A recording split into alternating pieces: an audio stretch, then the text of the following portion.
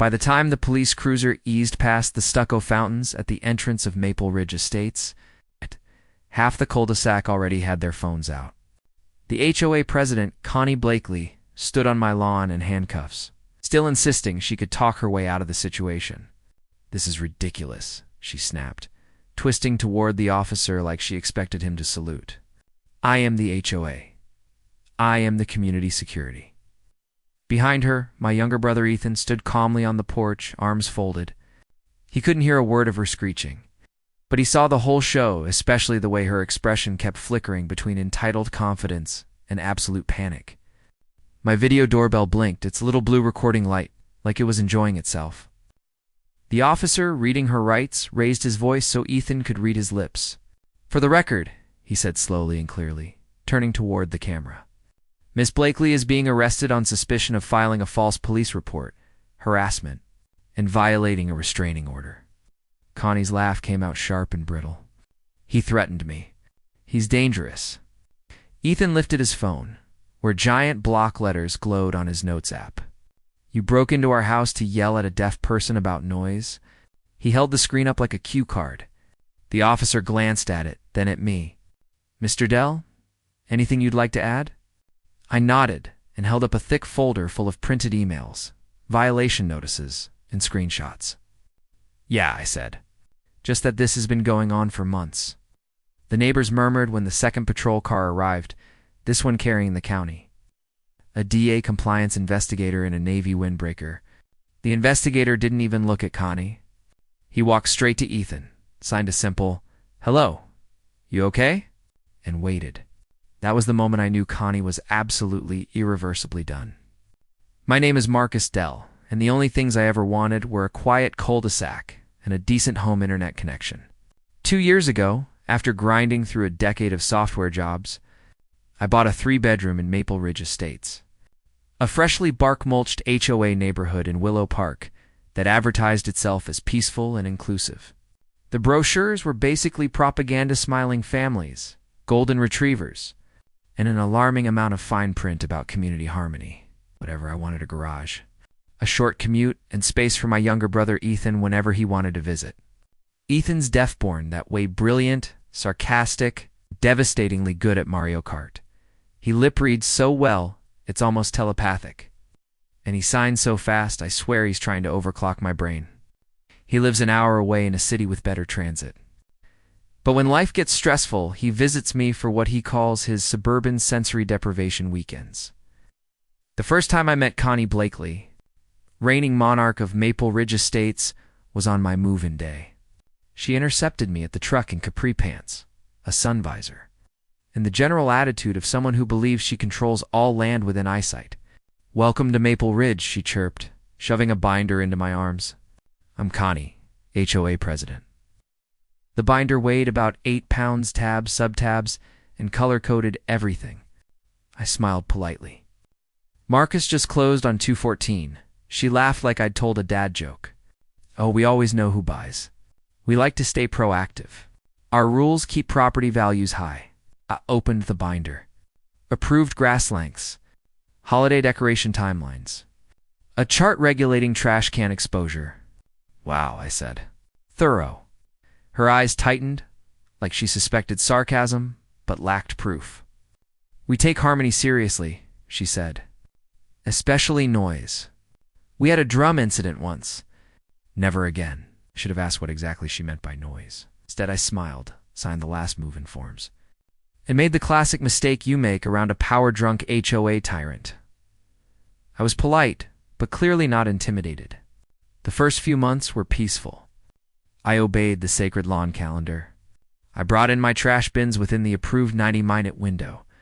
I nodded at neighbors walking nearly identical doodles. Then Ethan came to stay for a few weeks between jobs. 2 days in, we were unloading his bags when Connie rolled up in her beige golf cart, a chariot of weaponized courtesy. She looked Ethan up and down, eyes flicking over his tattoo sleeve and hoodie. "New tenant?" she asked. I shook my head. "My brother Ethan."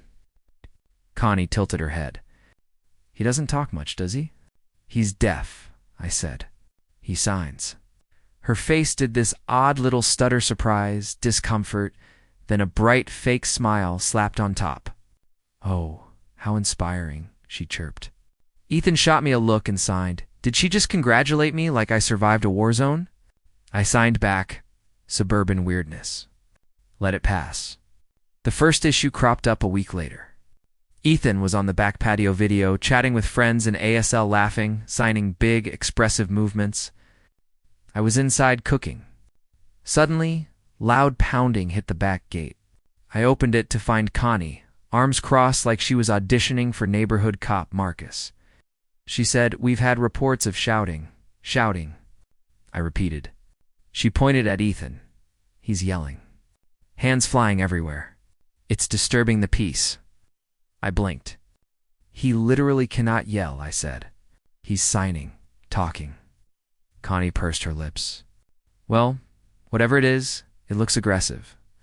Some ladies on the walking path said it resembles gang signs." Ethan, watching us, typed on his phone and held it up. "LOL. She thinks ASL is gang signs."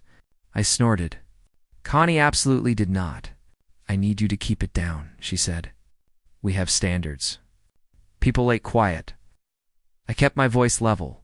"He's not making noise. He's sitting in his backyard. You cannot police his hands." Her expression tightened. "That energy is upsetting. We have a clause about disruptive behavior in community sightlines." That was the first warning. The second arrived as a printed courtesy notice. "Our community values tranquility. Please remind all occupants that confrontational gestures, shouting, and patio loitering can make neighbors uncomfortable." I marched straight to Connie's office, the converted bedroom where she kept the HOA printer like a missile launcher. "This cannot be about Ethan," I said, dropping the notice. "He wasn't shouting. He was signing with friends." She gave me a sympathy-flavored smile. "Sometimes perception is reality." "Perception isn't Ada law," I shot back. "You can't target him because his language looks different." Her gaze went icy. "I'm not targeting anyone. I'm enforcing standards. If your guest can't comply, maybe this isn't the right community for him." That was the first time actual alarm bells rang. But it escalated. Over the next month, Ethan got stopped at the community pool and told guests weren't allowed without the own, even with his keycard. Neighbors eyed him suspiciously after someone posted on the HOA's Facebook group about possible drug activity on Lot 23's porch. We got another notice complaining about wild hand gestures at all hours. All hours? He was teaching me dirty ASL jokes at 3 p.m. every time Ethan stepped outside. Connie materialized on foot, in her golf cart, or walking her dog directly past him. He tried to shrug it off. "I'm used to people being weird," he signed. "She'll get bored."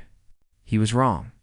The breaking point came on a Tuesday at 2:17 p.m. My doorbell camera recorded the entire scene in HD from 3 angles. I was at work. Ethan sat on the porch with his sketchbook, earbuds in, drawing peacefully. Yes, he uses earbuds noise canceling. Being deaf doesn't protect anyone from leaf blowers. Connie marched up the driveway with a clipboard. She didn't knock. She walked straight onto the porch and started talking at him fast, angry. He didn't react, obviously. He couldn't hear her. He kept sketching. So she, leaning in and grabbing his wrist, the camera caught the entire thing, her mouth clearly forming. "Hey, I'm talking to you." Ethan recoiling, startled, his sketchbook hitting the porch boards. Him fumbling for his phone to type out, "I'm deaf. Do not touch me." Her lunging for the phone as it slipped from his hand and clattered onto the concrete. Ethan signing fast and sharp, "Do not touch me. Back away." And Connie stepping closer. "You're scaring people," she yelled, chopping at the air like she was directing traffic. "Your behavior is hostile. There are children here." Ethan pointed at the doorbell camera, then at the edge of the porch, trying to make the boundaries painfully obvious. "This is my house. Leave." But she didn't. Instead, she yanked out her phone and dialed 911 right there on my steps. "He's threatening me," she announced, loud and dramatic for the microphone. "He's making aggressive gestures. I think he's on something he won't respond when I speak to him. I'm the HOA president. Please send someone quickly." Then she stayed put. She literally planted herself in front of him on my porch, blocking the door, pacing back and forth like she owned the place. Waiting for the police, she had just weaponized. Against a deaf guy drawing on a Tuesday afternoon, when the patrol car rolled into the cul-de-sac, she waved like she was flagging down a lifeboat. Over here, the disruptive man on the porch. The officer got out, hand hovering near his holster, switching into that classic clipped command voice. Step down off the porch, hands where I can see them. Ethan froze hands, already visible, eyes wide, pointing at his ears, and shaking his head, mouthing deaf. I'm deaf. The officer repeated the command louder, as if raising the volume would fix anything. Connie jumped in eagerly. See, he's ignoring you. This is exactly the problem. He never listens. He just flails around. And then my neighbor across the street, Andre, walked out holding his phone high. Officer, he called. He's deaf. He's not ignoring you. And I've got the whole thing on video. She grabbed him first. The officer stopped, looked at Andre, looked at my porch camera, looked at Ethan's shaking hands. To his credit, he adjusted fast. His voice dropped, his mouth forming slow, deliberate shapes. You're not in trouble. I'm going to write instead. Pulled out a notebook and pen, scribbled. Are you okay? Ethan nodded, took the notebook, and wrote in big, clear letters. I'm deaf. She grabbed me. She came onto the porch. She said, I'm scaring people. The officer's jaw ticked. He turned to Connie. You didn't mention he was deaf, she scoffed. I don't see why that matters. He's been disrupting people for weeks. I have filed multiple reports with the board, Andre muttered. Loud enough for the mic lady. You called 911 because a deaf guy was sketching on his own porch. More neighbors drifted out, holding their phones like shields. The officer took statements from everyone, including two people I hadn't even realized witnessed anything. Then he did something Connie never anticipated. He handed Ethan a small card with an email and phone number. Ada Liaison, he said slowly, exaggerating his lip movements so Ethan could follow.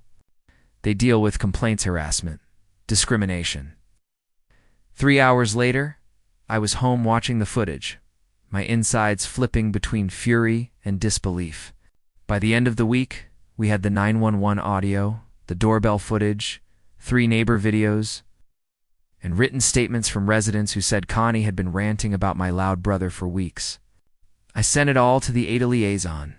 They forwarded it to the County Ada Compliance Office, a disability rights attorney they worked with.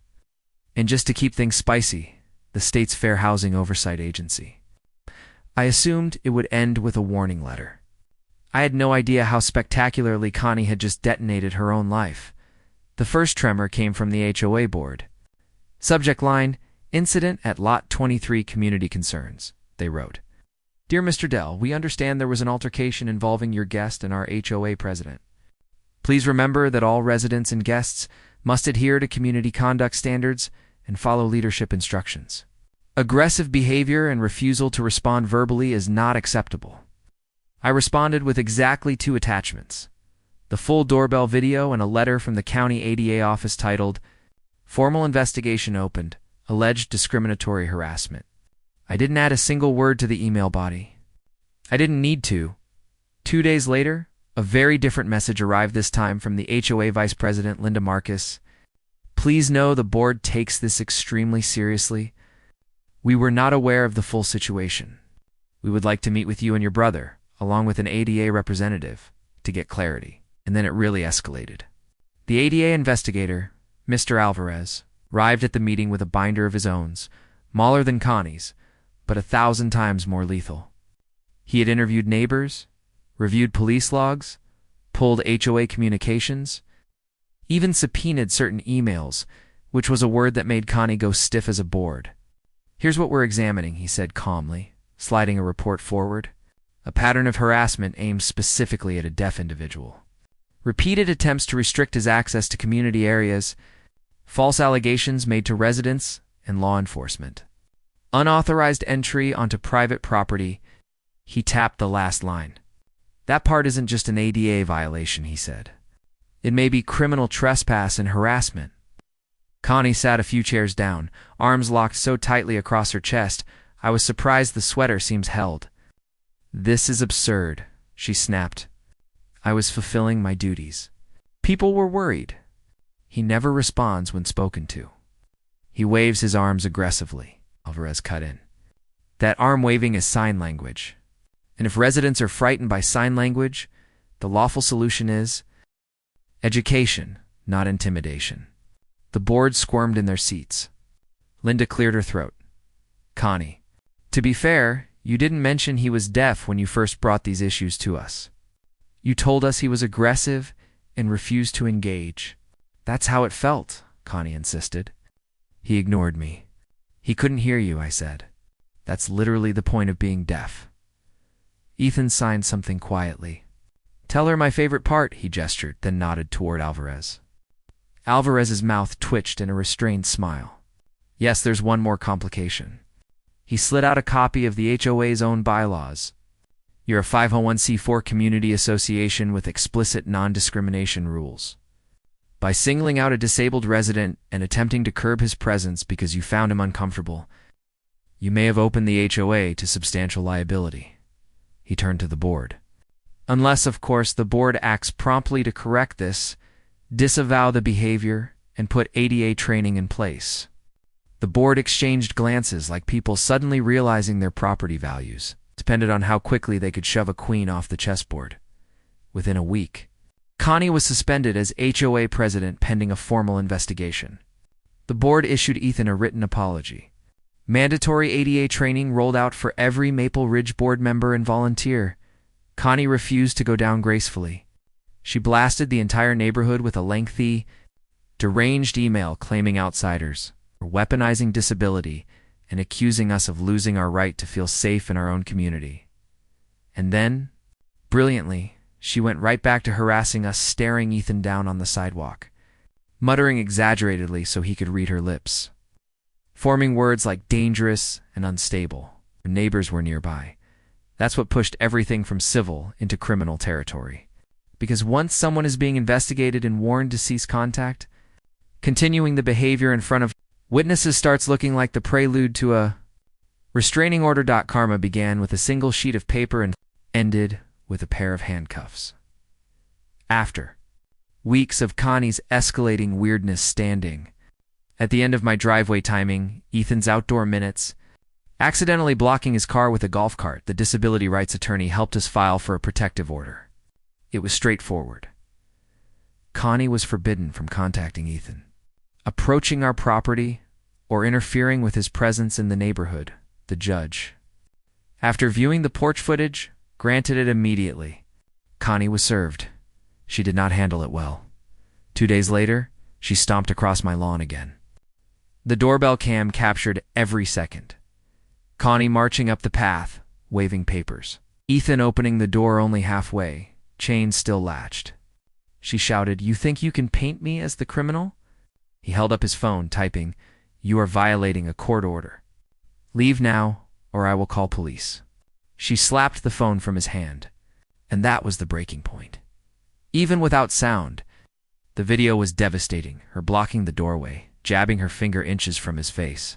When he signed help toward the camera like a dramatic movie moment, he triggered the emergency contact macro on his smartwatch, a feature we'd set up after the first incident. It sent the police our address and a preset message. Deaf resident. Needs assistance. Harassment. Protective order in place. This time, the police response was immediate. The same officer from the original incident arrived with backup. He didn't bother to knock. He stepped between them. "Ma'am," he said sharply. "Step away from the door." Connie launched into a tirade about my community and dangerous elements and fake disabilities. The officer cut her off. "Miss Blakely, you were served with a protective order last Thursday, correct?" She hesitated. "That order is ridiculous." "I'm the HOA press you were," he corrected. "Are you denying you were served?" She sputtered. I've received some papers. But they don't apply if he provokes me." "Nothing in that order mentions exceptions," the officer replied calmly. "And we have video of you on this property in direct violation of it." He pointed at the doorbell camera. You knew you were being recorded. You came anyway. The second officer was already cuffing her before she processed what was happening. Wait, she yelped. You can't arrest me, this is all a misunderstanding. The ADA investigator who arrived in an unmarked car stepped up just in time to hear that. No, Miss Blakely, he said. This is a pattern. He turned to Ethan. Sign slowly. You did the right thing calling. By then, half the neighborhood was outside, phones raised, watching HOA meltdown live like it was the Maple Ridge version of Netflix. My favorite part of the footage was Connie looking around, realizing every neighbor had a camera pointed at her. The officer reading her rights and Ethan standing calm behind the doorway. Her social power evaporated in real time. Local news ran a small segment. HOA president arrested amid disability harassment allegations. They blurred Ethan's face. They did not blur Connie's. After her arrest, everything unraveled quickly. Legally, Connie ended up with a conviction for violating the restraining order, and harassment pled down from a longer. This once her lawyer saw the video evidence was airtight. 12 months probation. Mandatory disability sensitivity training, anger management classes, and a fine large enough she had to sell the golf cart. The judge, clearly fed up by her attitude, tacked on one more requirement. 200 hours of community service at a local deaf and hard of hearing center. He looked at her with finality. Perhaps you'll learn what communication actually means. Connie's face went ghost white, then beet red, then almost purple. Her mouth opened and closed like a fish as the reality sank in. 200 hours? She whispered, voice cracking. At a deaf center? The bailiff stepped forward as she gripped the table, knuckles whitening. This is discrimination, she screamed, voice rising into a shriek. You can't make me. The judge's gavel slammed down. Miss Blakely, one more outburst and I'll add contempt of court to your record. Court is adjourned.